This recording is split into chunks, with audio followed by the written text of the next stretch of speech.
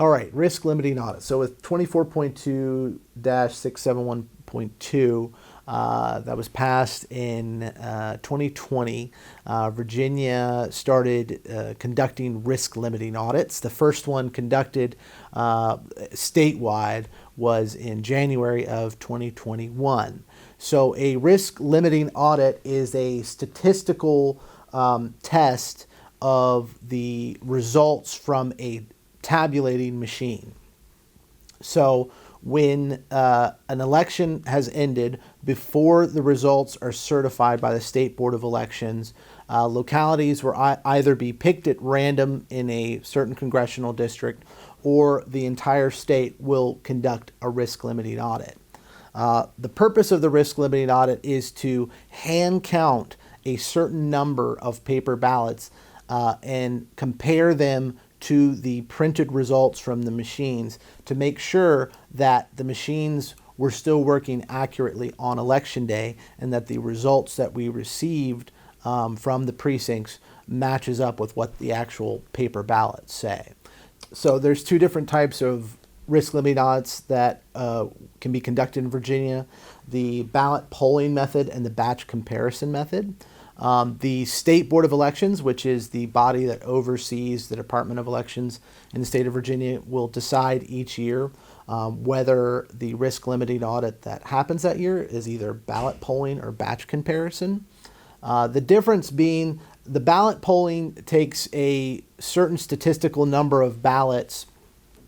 You'll check those results based on the few ballots that get pulled.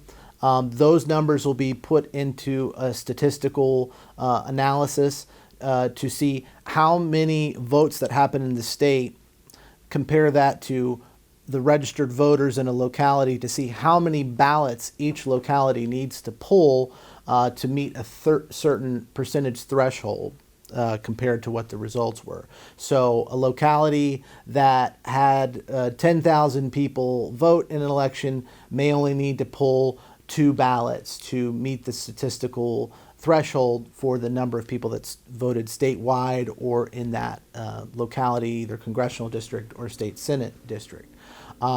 So those results will be pulled from 2 ballots that'll get hand counted and sent off to the state to then compare against the results that were reported from those localities. It then needs to be within a certain percentage points of the actual results that were reported. If they are not, then it goes to a second round where more ballots are pulled by each locality and the process starts over again. This process is usually conducted by the locality's general registrar and their electoral board. They can also bring in officers of election or what they're called as chiefs to help facilitate the process.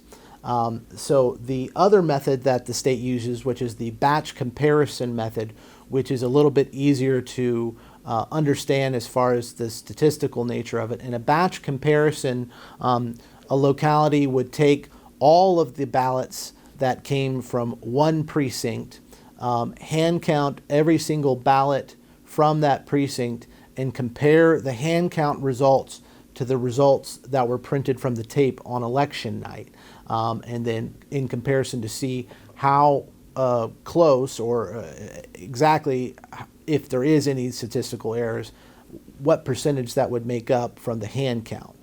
So the batch comparison obviously is a little bit more involved because there's a number of ballots that are going to be hand counted, but it's a little bit easier to do the comparison of the results within the locality because you're only comparing it to your own results rather than results that happen statewide. So risk limiting audits happen every year in Virginia after an election. They may not happen in every locality, but the law says that every locality in Virginia, independent city and counties, has to put on at least one risk limiting audit every 5 years. So in 2024, all localities will be conducting a risk limiting audit on the U.S. Senate seat after we have concluded the election, but before the State Board of Elections certifies the results this fall.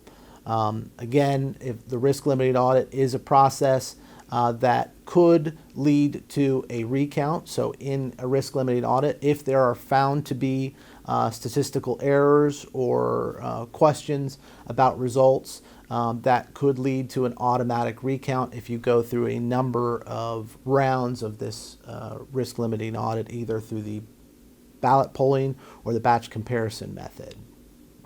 So this will be something that the state does this year. Every locality will be working with their clerk of courts and their Commonwealth's attorney to make sure that these are conducted in a timely manner so that the State Board of Elections can meet in December to certify the results.